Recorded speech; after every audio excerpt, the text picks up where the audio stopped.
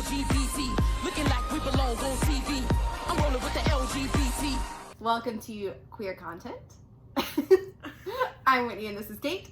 And today we are talking about Korra and Asami. You're supposed to say Legend of Korra. I mouthed You it. messed me up. We're talking about Legend of Korra, a Nickelodeon show that ran for 2 seasons. That was a sequel to Avatar: The Last Airbender. Ooh. Just give us like a teaser, because there's a lot of plot going on. The Legend of Korra takes place 70 years after the events of Avatar: The Last Airbender. Aang is dead. And we have a new, I mean, it's true. We have a new avatar because of it, and it is Korra, whatever her last name is. Korra. And she's a really cool avatar because she kind of doesn't give a shit. She's very attacky and, what's the word I'm looking for here? Stubborn. She's stubborn. She's full of stubborn. She's really, really self-assured, which I think is her weakness. She meets a couple of friends who are their team avatar, fighting the same stuff as usual, sort of. Yeah, they face some new challenging sort of villains and complicated situations, and Are benders really better than normal people? oh yeah, it brings up some cool questions for sure. Well, that's a really complicated question. So if we want to answer how many LGBT characters we find out about that are characters in the show, it would be 4. But that's only if you read the comics. Korra and Asami are bisexual. Avatar Kyoshi was also bisexual, and Kaya is some kind of gay because she talks about having a girlfriend. But within the context of the show, you really only see Korra and Asami as bisexual within the last season, really. Within the last second. Well, Oh, Whitney, let's prove to everyone that we're in a relationship. and then we go.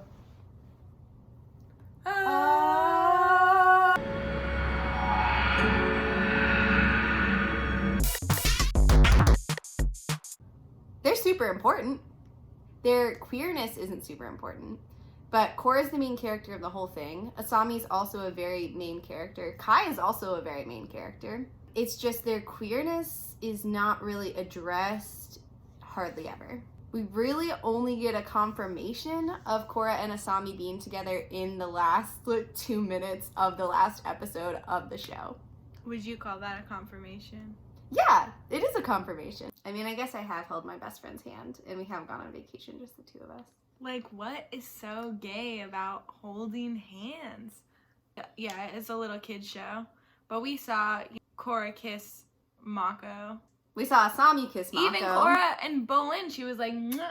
We can have these like kisses with the boys, but then like, you know, if it's like a girl and girl kiss. It's a kid show. They very much make up for it in the comics. The comic that I'm reading right now, the first one in the series, was written by a bisexual woman. So she's not afraid to like really delve into it. There are a lot more Korrasami moments where it's like them dealing with being a couple. The comics talk about kind of the history of being gay within the Avatar world, which is kind of interesting.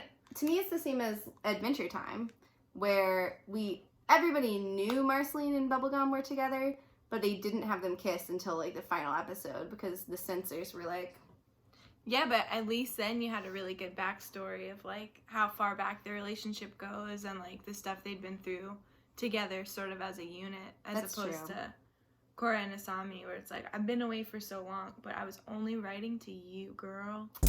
I think it's positive. I mean, they're both really good characters. yeah. Korra- Asami's underdeveloped for sure. Oh my gosh. I really love Korra's character. So they start off in the show, she's 17 in the first season. And she's super stubborn. She's super sure of herself. She's like, I'm the Avatar. I'm really good bender. I'm like such a badass, whatever. And she doesn't really think about other people very much. She's just thinking about what she needs to do to like prove herself, basically. And throughout the show, she like fails a lot of times and has a lot of times where her powers are sort of taken away from her, or she has to deal with something that's like really holding her back, or some trauma. And her working through that, and her character development, and her growing into a person who is still sure of herself and is still a little stubborn, but a person who really cares about looking out for other people, was very cool to watch. I think Asami just lacks, like, backstory before the show begins. Yeah. Like, we don't really know anything about her mom. We know that her and her dad run that really cool company where she's, like, this, like, young child Elon Musk thing. And she's super smart, but it's, like, all she offers. And then, like, sometimes we don't see her at all, and it literally doesn't matter. I think the initial concept for her as a character was cool. Like, I like that she's a non-bender, and I like that because of the sort of steampunk world that they've turned Korra's world into, that her owning a company and her being an inventor and her being really good at driving cars and driving planes adds to the group. Like, she brings a lot to the table, which is very fun. And the first season, she ties into the story. But after that point, she really becomes a huge background character. Like, they don't give her a lot of personality. They don't give her much backstory. Even when, spoilers, but even when they kill her dad, they don't even give her time to be upset about it. You know, and the fact that they added her in is, like, just a character who is, like, there to have, like a Betty and Veronica-esque love triangle situation where they were constantly sort of, like, battling for Mako. I think takes away from her character a little bit to just be like, oh man, she's so pretty. And then, you know, have that tension be there, and then to have them just, like, hold hands in the end is, like, the flip that we get where like, oh, you couldn't have predicted. And literally that's the other thing. You could not have predicted. I read a little bit about what the creators' plans were with Korrasami. And apparently, originally the show was only greenlighted for one miniseries. And so the first book of it was the only thing they had planned out. And that's partially why each book feels like kind of choppy into its own thing. And they had no intentions from the beginning to put Korra and Asami together. They didn't really figure that out until later in the show, which is obvious. I mean, here's my thing. I honestly do think Korra and Asami make the most sense together out of any of those options. Like, Korra and Mako have this initial attraction because they're both, like, stubborn and really cool and, like, tough. But they fight all the time they're together. Like, they don't actually work as a couple. They're like an eye roll personified. Mako and Asami was fine, but they were boring. I think Korra and Asami make a lot of sense, like, personality-wise fitting together. And I kind of think they had chemistry as characters even from season 1. But it's like so much is happening in the plot that they don't have time to create Asami's character or to really build their relationship.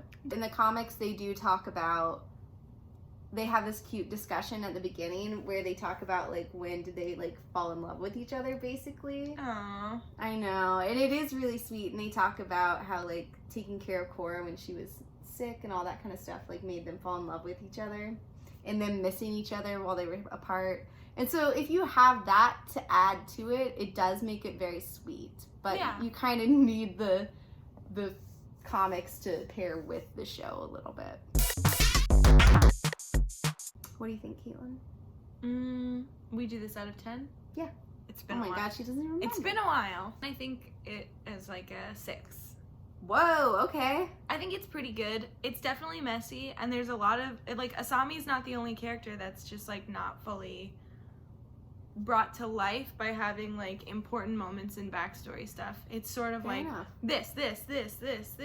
I think part of the issue is that each book in the Korra series is only, like, between, like, 10 to 13 episodes, whereas in the Avatar series, they've got, like, 20 episodes to flesh out a plot line, and so Korra does feel super rushed. But they were able so easily to just, like, throw in these little things that, like, even with the few moments we got with Iroh, we still fell in love with him. And I think that they sort of missed the mark in Legend of Korra, where it is really rushed, but I think that, like, if you had incorporated that sort of, like, artful character building, you wouldn't need that much time to really, like, add to characters. Fair enough. And the So you emotionality think is they not should there. have focused more on character development and relationships than like heavy plot? Yeah, because sometimes like the plot just isn't that good. I think it was good. I think it was fine. Okay, so I ranked higher. I said an 8.5. I know that Legend of Korra gets a lot of shit because people feel like it doesn't live up to Avatar. But I feel like it's not really fair to compare them. Like, they are set in the same world, but it's very clear they were trying to do something really different with Korra. Yeah. And I think they did it really well. I still found it a super enjoyable show. It's definitely one that I'm going to watch again. I love what they did with taking the Avatar world and bringing it forward in time with some really cool like steampunk technology. One thing I loved about Avatar is they address a lot of like heavy real life issues within the context of an animated series, and Korra still does that.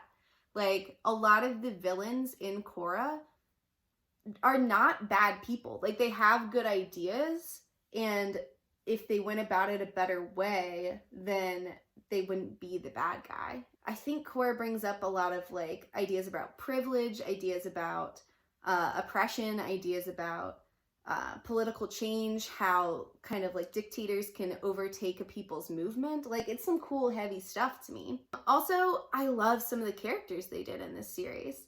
What they did with Aang's family, like with Tenzin and Kaya and Bumi. Oh, yeah. Amazing. I think the way that Avatar was a great exploration of friendship, I think Korra was more focused on family. Yeah, I guess my criticisms of it would be that the plot is a little messy, lack of character development for some characters, and then also basically hiding the fact that Korra and Asami are bisexual until the very end, which the comics do make up for it for me a lot. Well, hope we enjoyed. Hope we enjoyed. Hope you enjoyed. Hope you enjoyed this video. Please like, comment, and subscribe. Let us know if there's a LGBT TV couple that you would like us to talk about next. Yeah. Love to watch a new series. We got a lot of time, so. Yep. And we'll see you next time. I'm rolling with the LGBT, looking like we belong on TV. I'm rolling with the LGBT.